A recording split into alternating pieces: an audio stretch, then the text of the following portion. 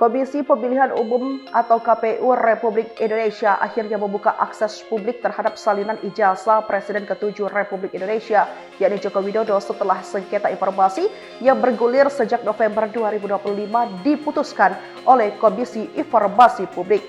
Salinan dokumen tersebut diterima oleh pengamat kebijakan publik Bonatua Silalahi dari KPU RI setelah 9 bagian informasi yang sebelumnya disensor dinyatakan dapat diakses. Bonatua kemudian membagikan salinan itu melalui akun media sosialnya agar dapat diteliti oleh masyarakat luas. Saya memutuskan membagikan ini di media sosial saya. Artinya jika ingin meneliti silakan gunakan dokumen ini, bukan yang dibuat oleh pihak lain, ujar Bonatua di kantor KPU RI Jakarta Senin 9 Februari 2026. Ia pun mengingatkan agar publik tidak melontarkan tuduhan tanpa dasar yang jelas.